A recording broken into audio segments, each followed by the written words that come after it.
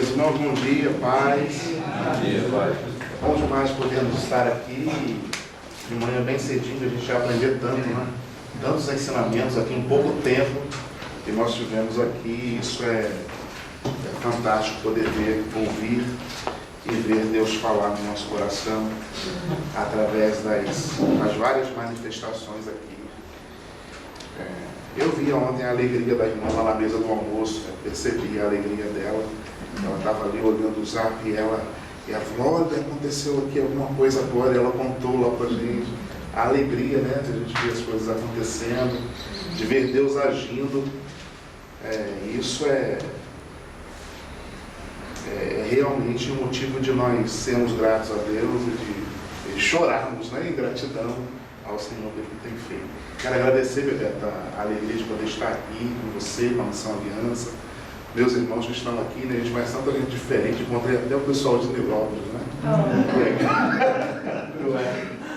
Muito legal, rapaz, o pessoal lá do outro lado de Nilópolis, depois da linha férrea. Muito legal demais. Aqui com o Leandro, né? Representando lá a Missão Aleph também, é bom demais. O pessoal aí conhece o Leandro, é uma bênção. E eu quero hoje compartilhar com vocês, deixa eu ver aqui, acho que o slide deu algum problema de configuração, né? Vamos ver se vai dar certo. Sim, cai direto nesse aqui. Sim. Porque eu vou falar sobre fé encarnada, aliás, sobre vivendo uma fé encarnada, né? O Bebeto me pediu para compartilhar essa manhã sobre isso, vivendo uma fé encarnada. E esse tem sido a minha caminhada já há algum tempo com a Missão Aleph. E como resultado disso, até porque o Vladimir disse ontem que é bom a leitura, e eu assino embaixo, né, nós precisamos ler, aliás, não só livros, né, nossa literatura evangélica, mas outras literaturas, né, alguns clássicos são importantes a leitura, mas eu tenho 2 livros aqui. Deus me deu o privilégio de escrever alguns livros com a Aleph, né, inclusive tem ali também livro da Aleph, né, do último congresso nosso. Mas, quem será que vai? Ótimo. Será que vai? Então, o que eu vou falar hoje tem a luzinha aqui? É no meio. Aqui, ó. Tem a ver com esse livro, né? Que foi lançado pela Garimpo, A Fé Encarnada por uma Espiritualidade Genuinamente Integral. Esse livro saiu, se não me engano, em 2016 ou 2017, você encontra ele ainda em algumas livrarias virtuais. Na Garimpo, se eu não me engano, ele está esgotado. Eu estou trabalhando com o Leandro para que a gente possa fazer a reimpressão dele, ou uma nova edição dele. E aí, nesse livro aqui, eu falo sobre, o tema principal dele é a encarnação como paradigma ou como modelo para a nossa missão, ou para a missão que nós temos como igreja. E o outro é mais recente, né? Ele o que não é missão integral, é o que está ali na bancada, ali, né? Eu tiro lá, na bancada. E aí então ele responde a algumas perguntas que, andando pelo Brasil, algumas vezes aí com o Bebeto, né? nas conferências, sempre na hora das perguntas, a gente abre para a pergunta. Aí o pessoal pergunta: esse negócio de missão integral é marxismo? Esse negócio de missão integral é teologia da libertação, não é? Aí o pessoal faz essas perguntas, acho que vocês conhecem isso demais, quem anda por aí nas conferências, quando vai pergunta a alguém que está lá, que não conhece ainda, ele pega e ele faz essas perguntas. Então, pensando nisso, eu escrevi essa obra, O que não é missão integral, e ela foi... Eu tive a alegria, né, de receber do René Padilla o prefácio dele, ele gostou demais. Aliás, no ano passado não foi, Leandro? Ele ligou para o Leandro, depois para mim, e ele queria levar esses livros para 2 conferências que ele participaria, uma em São Paulo, né, em algumas faculdades, não foi? Um seminário, alguma coisa em São Paulo, no Rio. E aí eu pedi para que a editora fosse lá e esteve lá. Então, assim, ele gosta bastante do livro, gosta tanto que na última edição, e eu falo isso para a glória de Deus, tá? não tenho a pretensão de... Essa é graça de Deus na nossa vida, eu entendo bem isso. Na última edição da revista Ultimato, quem tem assinatura, ele faz lá uma... René Padilha, ele fala sobre missão integral, na última edição, acho que é na última ou na penúltima, e ele cita lá o livro também. Então, o nosso velhinho já, né, ele gostou bastante do livro, tem a alegria também de ter a indicação de Tonica lá, né, se olhar lá atrás, tem a indicação de Tonica. Então, só pela indicação de Tonica e pelo prefácio de René Padilha, você já pode levar, se você ler só a indicação e o prefácio, você vai valer o preço. Tá bom? Então é isso, gente. Deixa eu... Não é só o Leandro que vem, não. Você fala só de Milópolis, né? Ele sabe de Milópolis. Milópolis é maravilhoso. Certo. E hoje nós vamos falar um pouco aqui sobre a igreja de Filipos, né? Eu quero compartilhar um pouquinho com vocês sobre a igreja de Filipos. Sobre o que Paulo disse sobre ela. Você pode abrir a sua Bíblia em Filipenses capítulo 1. Nós vamos usar alguns versículos do capítulo 1 e do capítulo 2 também. Essa carta é uma carta que Paulo escreve enquanto ele está preso. Aliás, em uma das suas prisões, né, ele foi preso outras vezes. Paulo está preso e ele escreve essa carta a uma igreja muito operante, né, que é a igreja de Filipos, lá na Macedônia, e ela recebe esse nome porque Filipe da Macedônia, que é pai de Alexandre, né, o Grande, ele em sua época de seu governo, ele estrategicamente escolhe a cidade de Filipos, que era muito bem localizada entre a Europa e a Ásia, ali era uma localização muito estratégica, e então ele escolhe essa cidade, ali até belicamente falando, ela era muito boa. E Paulo, ele tem as suas viagens missionárias. A gente sabe que Paulo ele fez pelo menos 3 viagens missionárias, depois me parece que alguns dizem que completa ou não, a Roma, aliás, a Espanha. Mas Paulo faz pelo menos 3 grandes viagens missionárias. E aí o livro de Atos dos Apóstolos trabalha bem isso. No capítulo 16, por exemplo, ele dá o contexto da plantação da igreja em Filipos. Interessante que Paulo também ele acha Filipos uma localidade estratégica. E aí ele vai para lá, Paulo e Silas, e eles vão plantar uma igreja naquela cidade. Em outras cidades também, mas em Filipos. E ali ele encontra, no capítulo 16, fala sobre isso, ele encontra uma mulher comerciante, Lídia. E ela aceita o Evangelho, e ela começa a se reunir na sua casa com algumas pessoas, e a partir de Lídia, a igreja é plantada ali em Filipos. E agora Paulo, a igreja cresce, o trabalho cresce, é uma igreja muito operante, muito generosa, uma igreja que, de uma forma muito especial, tinha um cuidado muito grande com o apóstolo Paulo, nós vamos ver isso. E ela então, Paulo agora está preso, e sente o desejo no seu coração de escrever uma carta a essa igreja tão amada, tão generosa. E Paulo fala algumas coisas, logo no capítulo 1, eu anotei algumas coisas aqui, sobre as características que Paulo cita da igreja de Filipos, que é interessante para nós. Capítulo 1, versículo 5, Paulo diz assim: em razão da vossa cooperação, aliás, vou começar do 3, ele diz assim: dou graças a meu Deus todas as vezes que me lembro de vós, fazendo sempre súplicas por todos vós em todas as minhas orações com alegria, em razão da vossa cooperação na causa do Evangelho, desde o princípio até agora. Então Paulo olhava e via na igreja de Filipos a característica especial de cooperação. Era uma igreja que entendia esse princípio tão importante do reino de Deus, que é a cooperação, né? Nós estamos, por exemplo, aqui num trabalho de cooperação. Nós cooperamos uns com os outros. Eu vi na mesa de debate, nas mesas ontem, a proposta foi exatamente essa. Olha, você vai contar o seu ponto negativo, não foi isso? E aí, de repente, alguém que vai trabalhar um ponto que é positivo vai lhe ajudar. Isso chama-se cooperação.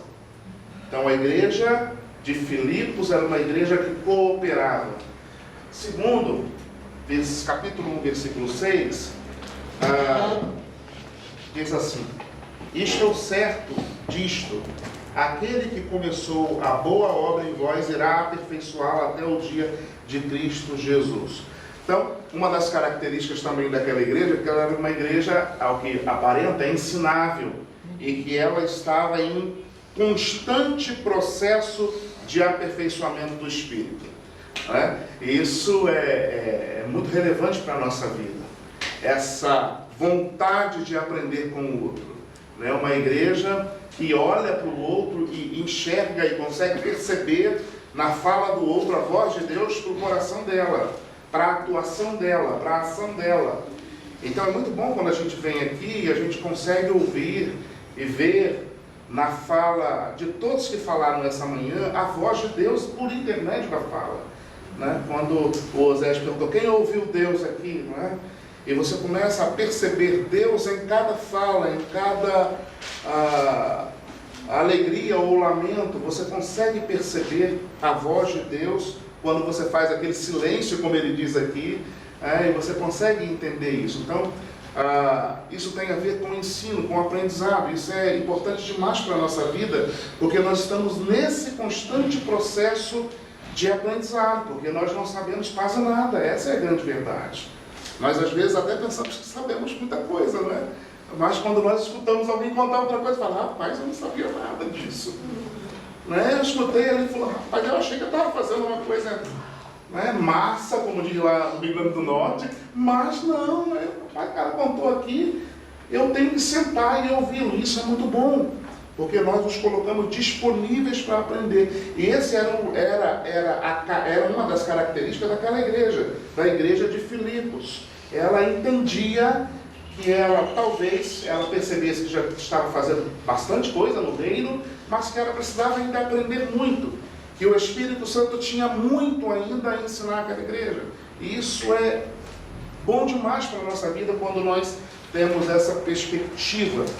Uma outra, está no capítulo 1, versículo 7, uma igreja, a característica daquela igreja, era uma igreja sensível às necessidades do campo missionário e do missionário. Capítulo 1, versículo 7, diz assim: é justo que eu me sinta assim a respeito de todos vós, pois estáis em meu coração, já que todos sois participantes comigo, da graça, tanto nas minhas prisões, quanto na defesa e na confirmação do Evangelho. Paulo está dizendo, obrigado, gratidão, porque vocês estão comigo na defesa do Evangelho, mas também aqui, quando eu estou sofrendo a prisão, vocês me acompanham, vocês estão comigo. E eu quero, ontem, no finalzinho da fala de Tonica, ela falava exatamente sobre a questão do cuidado que o missionário precisa. Às vezes a gente escuta, não sei se é testemunhos de alguns missionários que vão no campo, vão para a frente da batalha e às vezes eles são esquecidos. Ora pela agência, ora pela igreja local que envia, e eles ficam ali passando dias complicados. E Paulo, ele está sendo grato àquela igreja, a igreja de Filipos, porque aquela igreja ela era uma igreja sensível tanto às necessidades do campo missionário, mas também com a vida do missionário. Ela não está preocupada só com o campo missionário, ela está preocupada em cuidar da vida do missionário. E aí, quando eu falo em vida do missionário, eu quero incluir a família do missionário, que às vezes está lá também. Então, a igreja que se preocupa com isso. E a igreja de Filipos, ela era essa. Uma igreja que eu não preciso dizer que ela era amorosa. Capítulo 1, versículo 9, o texto diz que Peço isso em oração, que o vosso amor aumente cada vez mais no pleno conhecimento e em todo entendimento. Paulo está dizendo que o amor precisava ganhar ainda mais volume, a oração de Paulo pela igreja, né? Porque é assim, né? Porque o amor, eu tenho dito algumas vezes que o amor não é alguma coisa apenas do sentimento. Ele não tem a ver apenas com lindas poesias que nós conhecemos. Amor tem a ver com ação em direção ao outro. Amor é prática. Então, nesse sentido, Paulo está orando para que o amor aumente. E essa oração eu tenho feito por minha vida, pela igreja que pastorei, que o nosso amor aumente. Que o nosso amor aumente. E isso tem a ver com prática, não tem a ver apenas com o nosso discurso, né? Às vezes, um discurso tão teorizado acerca do amor e não vivido. E Paulo faz a oração, que o amor aumente. Isso eu acho lindo demais, essa percepção de Paulo. É possível amar mais, entendem isso? É possível, você já ama, não é isso? Mas é possível que nós amemos mais. Essa é a percepção de Paulo. E uma igreja que vive uma fé que é encarnada, que eu vou trabalhar isso já, é essa igreja, que ela aprende a amar cada vez mais. Todo dia é dia de amarmos mais. E depois, era uma igreja amorosa, mas ela é uma igreja interessante, né? Olha, cheia do fruto de justiça. Que justiça? A justiça que vem por intermédio do Cristo. Para o quê? Nós falamos sobre isso aqui ontem, acho que foi Tonica também, quando falou sobre humildade, sobre a questão de sermos, de nós, vou parafrasear aqui algumas coisas, de nós não queremos muitas luzes, não foi eu que fiz, de nós não nos apegarmos a essa questão de, poxa, rapaz, o projeto que eu estou fazendo não, o meu projeto não é seu, o projeto é do Senhor, né?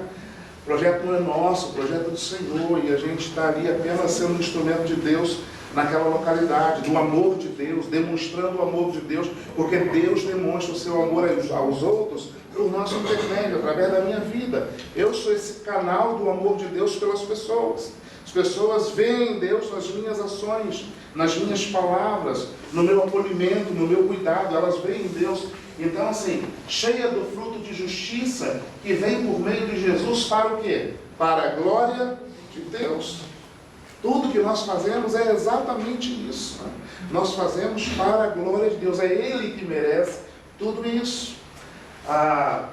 E aí, uma igreja, nós falamos de cooperação, e aqui também é muito próximo, numa igreja que ela não só cooperava, mas ela era uma igreja que realmente estava em unidade.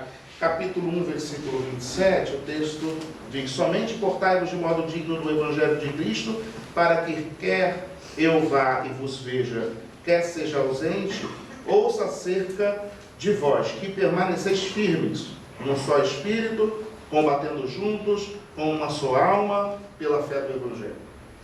Então, uma igreja cuja unidade parece que saltava pelos poros, né? Era uma igreja que estava junta. Era uma igreja que estava junta. E essa foi a oração de Jesus, né? Lá na oração sacerdotal, quando ele ora por nós, ele ora ao Pai e ele diz assim: Pai, que eles sejam unidade. E quando eu falo, obviamente, da unidade de igreja, da igreja de Filipos, né, eu estou também pensando na questão da unidade. Nós trabalhamos muito lá, isso na Aleph, a questão da unidade que é voltada para as várias denominações. Nós temos muitas dificuldades. Eu acho que aqui não, mas você sabe disso que eu estou dizendo. A gente tem dificuldade, às vezes, de caminhar junto com o outro. Eu acho que é legal que lá na Aleph a gente brinca muito, porque quando a gente sai junto e a gente planeja muita coisa junto, nós temos várias denominações em unidade, né? É interessante isso, porque você tem lá Leandro, que é da Igreja do Nazareno, você tem Valtensi, que é da Igreja Batista, da Convenção Batista, você tem Renildo, a Bebeto até trancou ontem, que Renildo é o da igreja que era regular, né? Eu até digo para ele, quando você vir para a convenção, você vai ficar excelente. A gente brinca isso, né? Tem pastor Mendes, que é da Assembleia de Deus, vocês conhecem ele aqui, né? Tem Bebeto, que caminha conosco também, da Luterana. Tem uma série, tem a Cimeia, que é anglicana, e é legal quando a gente se reúne, é uma festa, é uma alegria estar junto, trabalhar junto. E eu não entendo às vezes como as pessoas não conseguem caminhar juntas, como não conseguem olhar para o texto bíblico e ver a unidade dos discípulos de Jesus, né? Unidade dos discípulos de Jesus. Então quando a gente caminha em rede, né, lá na área, a gente tem um trabalho de rede, e é muito interessante quando a gente chega na reunião de rede e tem lá esses irmãos todos. Eu venho com o Leandro, às vezes, quando vem Leandro e Mendes no avião, e eles sempre querem fazer uma oração por mim. Eu venho e eles ficam assim, vamos orar agora para o Valdeci e Nildo, para eles falarem em línguas agora. E é legal demais, cara, essa nossa caminhada de unidade. Isso tem nos abençoado muito, né? E Deus tem feito coisas maravilhosas na nossa vida, nas nossas comunidades de fé, por conta dessa unidade. A gente não tem dificuldade nenhuma, não tem dificuldade em receber o Leandro na minha igreja, para ele falar na minha igreja, né? Não tem dificuldade de receber Mendes não tem dificuldade de receber a mim. Então isso é lindo. Isso tem a ver com a unidade no reino de Deus, no reino de Deus. Falar com o Martin Luther King, né? O meu sonho, quando ele dizia lá sobre o sonho, um dos meus sonhos é ver isso acontecer para além dessa nossa... nós já entendemos isso, eu sei que você entende isso, mas tem muitas pessoas que não entendem ainda isso. Eu tenho um sonho que a gente consiga perceber isso. Igrejas unidas em prol de objetivos da justiça, da vida, do reino de Deus. É um sonho. E era uma igreja engajada, né? Capítulo 1, versículo 30, o texto diz: tendo o mesmo combate que já vistes em mim e que agora sabeis que está em mim. Era uma igreja que estava ali, que não arredava, né, o pé de estar na frente da batalha. Era uma igreja que estava ali e queria, como Paulo, seguir avante na direção que ela de fato precisava caminhar. E a proposta de Paulo, a proposta era que a igreja de Filipos compreendesse ainda mais a sua missão ao olhar para a encarnação de Cristo. Aí eu falei daquele livro, não é? Porque no capítulo 2 é uma continuação, você percebe logo pela palavra portanto, né? Ele dá continuidade ao discurso do capítulo 1. Portanto, se há em Cristo alguma exortação, alguma consolação de amor, e aí ele vai até que chega no versículo 5, ele diz assim: tende em vós o mesmo sentimento que houve em Cristo Jesus, que existindo em forma de Deus, não considerou o fato de ser igual a Deus algo que devesse apegar-se, mas, pelo contrário, esvaziou a si mesmo, assumindo a forma de servo, fazendo semelhante aos homens, e assim, na forma de homem, humilhou a si mesmo, sendo obediente até a morte de cruz. E esse texto, então, ele continua. Então, Paulo fala um pouquinho sobre o que é a doutrina da encarnação. Não tem nada a ver com reencarnação. Quando eu publiquei o livro, eu falei: mas se tem a ver com reencarnação? Para você ver como é que as pessoas têm dificuldade de leitura, né? Porque é uma crítica, né? Eu sou professor de seminário, e às vezes no seminário teológico não se ensina sobre a doutrina da encarnação. É verdade. Né? Às vezes passa isso, tem que ser um monte de coisa, né? Mais a doutrina da encarnação e a ligação e a referência que ela pode ter em relação à própria igreja. Então essa palavra encarnação é uma palavra que vem também do latim incarnare, que significa fazer-se ou tornar-se carne, né? E essa expressão que é latina ali, encarnada, ela corresponde àquela narrativa de João, que está em João, capítulo 1, versículo 14, que diz: aquele que é a palavra tornou-se carne e viveu entre nós. Vimos a sua glória, glória como do unigênito Filho do Pai, cheio de graça e de virtude. O John Stott, ele vai dizer naquele livro Ouça o Espírito, Ouça o Mundo, sobre a encarnação, ele diz assim: afinal de contas, o Filho de Deus não permaneceu na segura imunidade do céu, distante do pecado e da tragédia humana. Ele de fato entrou em nosso mundo, esvaziou-se de sua glória e humilhou-se para servir. Assumiu a nossa natureza, viveu a nossa vida, suportou nossas tentações, vivenciou nossas tristezas, sentiu nossas dores, carregou nossos pecados e morreu a nossa morte. Ele participou profundamente da nossa condição de seres humanos. Nunca se afastou das pessoas que se esperaria que ele evitasse. Foi amigo dos marginalizados da sociedade e até mesmo tocou nos intocáveis. Não poderia ser mais igual a nós. É interessante essa última frase, ele diz: foi a total identificação do amor. É o Deus que se torna carne, que, como o Bebeto disse aqui, e nasce lá em Nazaré. Não é? Podia ter nascido em tanto lugar, mas ele, no seu estado, né, a teologia chama o estado de humilhação, ele nasce, ele primeiro já era demais para Deus tornar-se carne. Mas é em qualquer lugar. Podia ser no melhor lugar do mundo, mas ele se tornar carne, assumir a nossa natureza, mas ainda assim ele escolhe nascer em Nazaré. Então, nesse estado de humilhação, a gente aprende primeiro com Paulo, né, quando Paulo ele argumenta nesse texto de Filipenses. Ele atesta a divindade de Cristo, que isso vai ser discutido pela teologia lá no Concílio de Calcedônia, 451 e tal, e vão dizer que ele realmente era Deus e homem ao mesmo tempo, ok? Isso aí não há como fugirmos disso biblicamente. Esse concílio, ele também atestou isso. Então Paulo ele é enfático em dizer nesse capítulo que Jesus era o próprio Cristo, né? Aliás, que Cristo era divino, em que pese está na natureza humana também. Ele assume então, ele resolveu, ele decidiu, porque amor tem a ver com decisão. Amor tem a ver com decisão. Então quando João, capítulo 3, João escreve, lá no versículo 16, que Deus amou o mundo, e aí diz lá, de tal maneira que deu, né, decisão, resolveu, tomou uma decisão.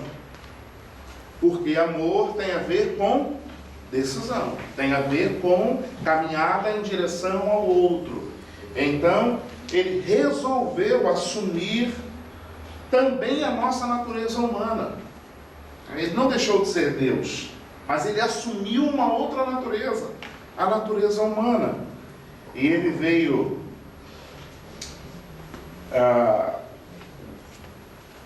estar entre nós. E aí, em relação a João, que é o outro texto que nós vimos ali, o texto de aquele que é a palavra, tornou-se carne, viveu entre nós e vimos a sua glória, também essa narrativa de João é interessante, porque ele diz que o Logos, né, tão importante para os gregos, ele torna-se carne. O verbo divino, ele torna-se carne, né? Sarkikos. Torna-se carne e osso. É humano agora de verdade também. Ele assume essa nossa natureza. Então, tanto a teologia paulina quanto a teologia joanina, elas atestam a encarnação de Cristo. E aí é interessante que no diálogo de Jesus com os judeus, naqueles constantes embates de Jesus, lá em João capítulo 10, versículo 33, ele diz assim: eu e o Pai somos um. E aí o texto diz: novamente os judeus pegaram pedras para apedrejá-lo, mas Jesus lhes disse: eu lhes mostrarei muitas boas obras da parte do Pai. Por qual delas vocês querem me apedrejar? Responderam os judeus: não vamos apedrejá-lo por nenhuma boa obra, mas pela blasfêmia.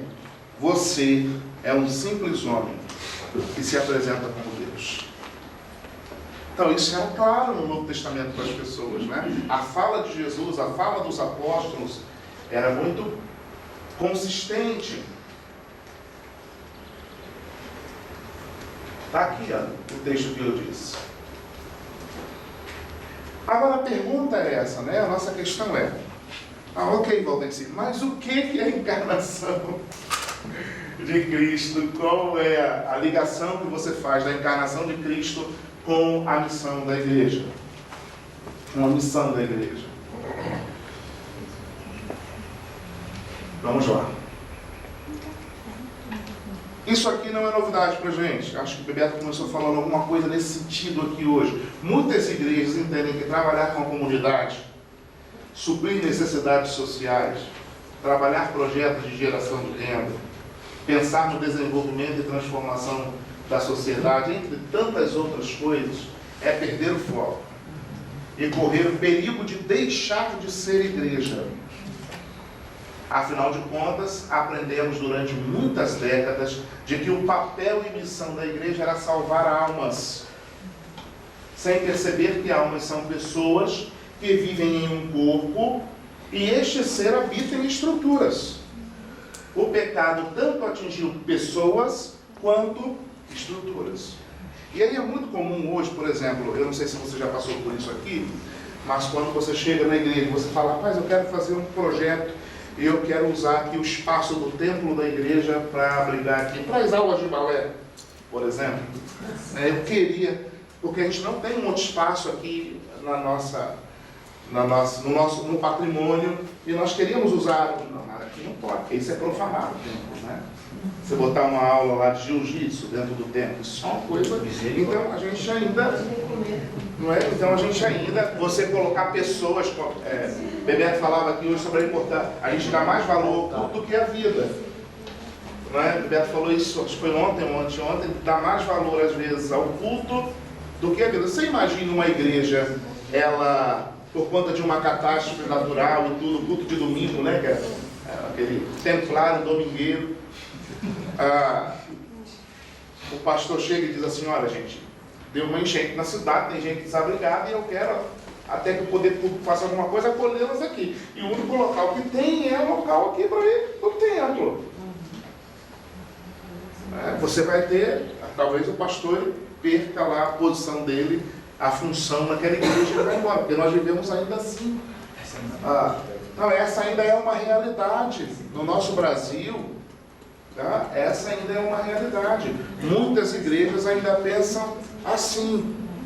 E quando você diz que vai fazer alguma coisa pela criança, você quer montar um projeto, seja lá do que for, para abençoar a comunidade, para abençoar a cidade, alguém vai dizer para você assim, isso não é problema nosso, isso é problema do poder público. Isso não tem a ver com a igreja. É lógico que tem a ver com o poder público também, né? A gente está aqui clamando por justiça, né? E a justiça nos impele a ir ao poder público e cobrar algumas providências, certo? Mas algumas coisas nós podemos fazer e devemos fazer enquanto igreja, enquanto agência do reino de Deus. Demonstrar que o reino de Deus está ali. Né? Então é isso. As pessoas, elas acreditam que deixarão de ser igreja, porque esse tipo de trabalho não é trabalho de igreja. O trabalho de igreja é fazer culto e... mais o que? Digam aí. Vocês. E ganhar as almas. E mandar a pessoa para o céu. Depósito de almas, né? Amém. Mas esse também é o trabalho da igreja. Não se esqueça disso. Eu vou falar sobre isso já. Também é. Tá? A encarnação de Cristo é um paradigma para a nossa missão, na perspectiva em que demonstra que Jesus, ao encarnar-se e adentrar na realidade histórica da humanidade, não deixou de ser Deus. Ele deixou de ser Deus? Não. Ele assumiu, ele pisou lá, sendo Deus. Para isso, ele precisou compreender as nossas dores, as nossas angústias, os nossos sofrimentos, as nossas mazelas. Ele, como diz o externário, ele empoeirou seus pés nas vielas da Galileia. Ele teve que ir lá.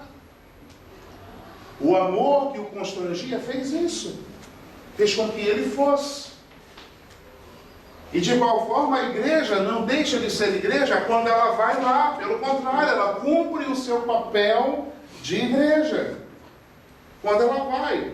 Aliás, a gente escuta tanto, né, que na nossa regra da eclesiologia, lá disse que a igreja é o quê? O que significa eclesia? Parece que não é. Mas na prática não é. Na prática de algumas comunidades, isso não funciona. Porque parece que ela é chamada a ficar dentro.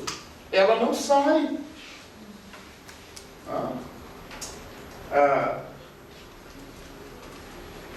Pensando nisso, eu caminhei aí na direção de que uma igreja que deseja ser imitadora de Cristo, indubitavelmente ela precisará viver uma fé encarnacional. Fé encarnacional. Isto é, ela sem deixar de ser igreja, ela sem perder a essência, ela sem abrir mão dos seus valores e princípios, precisa assumir o seu papel no mundo. A igreja precisa assumir. Eu uso uma expressão ali que é quase digna de heresia. Uma igreja que seja intramundana. É para dentro do mundo, não é afastada do mundo. Que nome horroroso que sai Que nome horroroso. A igreja que tem que estar lá no mundo, sabe? Para dentro do mundo. Que vive a sua espiritualidade no mundo. É lá que a gente vive. Nós não estamos em uma espécie de mosteiro, né? Antigamente, no capítulo 1 desse livro, Fé Encarnada, eu falo sobre a espiritualidade do passado. Que era o seguinte, era uma espiritualidade reclusa. As pessoas que queriam ser mais espirituais, o que elas faziam? Elas se retiravam. E aí, na Idade Média, foram criadas ordens monacais. Porque elas se retiravam para o deserto e ali eles iam, então, de alguma forma, eles iam praticar a sua espiritualidade. Saíam do mundo para praticar a sua espiritualidade para fora, como se estivesse fora do mundo. E o texto, espiritualidade encarnada, ela tem a ver com estar no mundo. Que entenda, né, que não está no mundo por acaso, como diz Ana Alzira, né? Mas com objetivos traçados e definidos por Deus, que de fato se encarnem na realidade humana, com todas as suas demandas, contradições, etc. Uma igreja que seja ao mesmo tempo, bom, é aquilo foi fundado, né? Espiritual, ao mesmo tempo que carnal. Carnal no sentido de ser humana. Não é? De sair, tem um texto que eu uso aqui, acho que eu falo do seu gueto do Evangelho, né, e ir em direção ao culto. O John Stott, no mesmo livro, ele fala sobre isso, que eu estou dizendo, ele diz assim, e agora, ele, eu boto entre parênteses ali, Deus, né, nos chama a entrar no mundo de outras pessoas. Assim como ele entrou no nosso. Toda missão autêntica é missão encarnada. Somos chamados para entrar na realidade social e cultural das outras pessoas. No mundo do, olha a importância, no mundo do pensamento delas, lutando para entender as ideias incorretas que têm do Evangelho e para entrar na dor da alienação delas, chorando com os que choram. E tudo isso sem comprometer nossos valores, crenças e padrões cristãos. Ele se encarna. O que Deus fez, ele se encarnou, veio nos entender.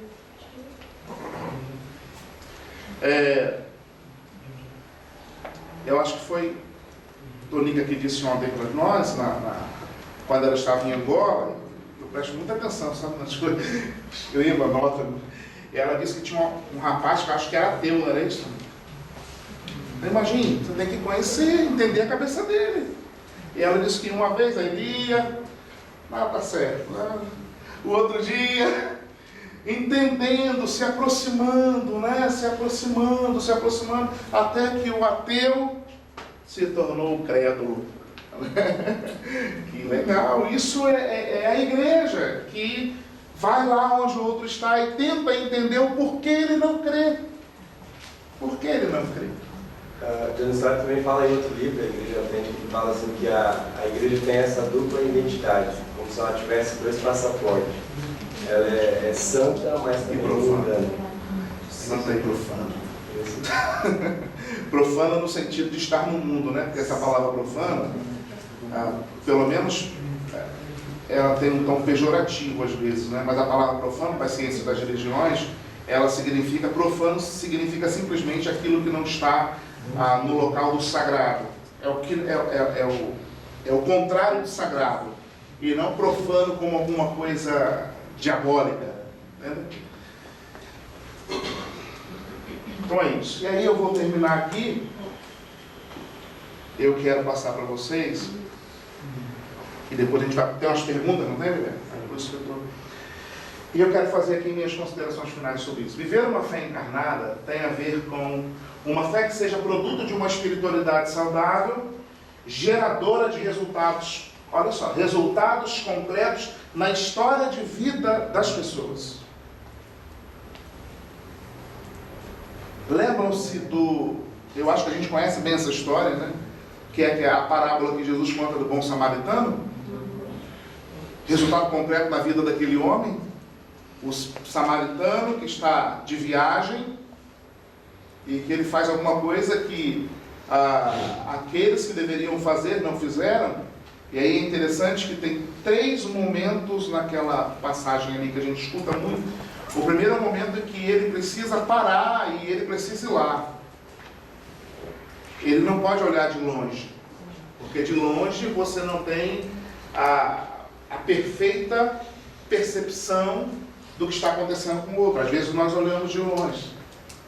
Né? Não, ele precisou parar, interrompeu os seus planos. Olha só, o que o amor exige? Ele interrompe os seus planos, não é isso? Ele para, ele vai lá, e ele olha para as feridas e ele não se vê como alguém que não pode fazer nada.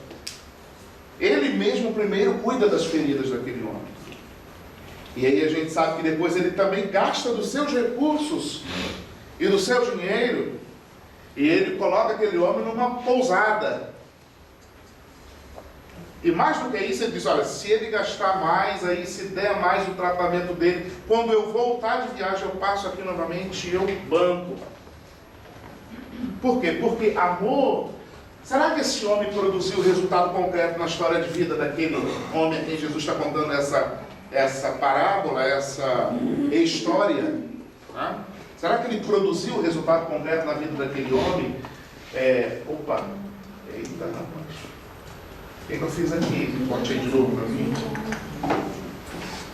Será que ele produziu, né, um resultado concreto na história de vida? Então tem a ver com 3 momentos. O amor tem a ver com 3 momentos. Aquele homem, ele primeiro viu, não é isso? Ele viu, ele foi lá e ele sentiu o que era o sofrimento, ele entrou no sofrimento do outro, ele percebeu, ele conseguiu sentir um pouquinho da dor do outro ao estar perto. E só isso não bastou, porque o amor exige o quê? Ação. Então agora é a hora de pegar lá do seu azeite e de tratar da ferida do homem. E ele então produz resultado completo na vida de muitas pessoas. Uma fé que se importe com o outro, que vê o outro como igual e que também enxerga no acolhimento do próximo a sua missão. Por isso, é extremamente necessário em um Brasil cujos índices de analfabetismo, violência e desigualdade social são crescentes, em que as mazelas da corrupção estão próximas de uma epidemia. Calma, é porque quando eu escrevi esse livro ainda não estava lá naqueles processos todos, agora já virou uma epidemia. Eu falei aqui que estavam próximos, mas a corrupção no Brasil é uma epidemia. Eu estava conversando com algumas pessoas no almoço ontem, e a maioria das coisas que nós tratamos, o porquê nós não temos acesso, o porquê as pessoas estão sofrendo, o porquê que as pessoas estão sofrendo homicídio, porque tem a ver com corrupção. Se você for pegar a raiz de tudo, você vai ver corrupção. Pecado, óbvio, e corrupção. Certo? Então, por isso que está ali, sabe? Estão próximas de uma epidemia, mas hoje nós vivemos uma epidemia. Onde o pobre cada vez fica mais pobre. Quem conhece essa música? E o rico cada vez fica mais endinheirado. Lembra? Vocês já viram essa menina? O nome do grupo eram As Meninas. Vocês lembram disso?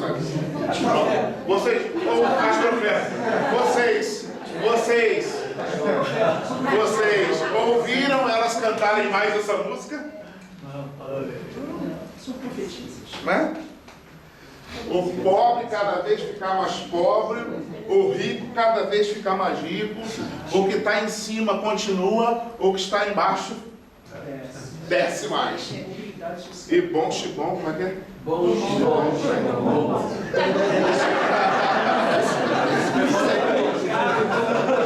Situação precária, né? Tá no coração da galera.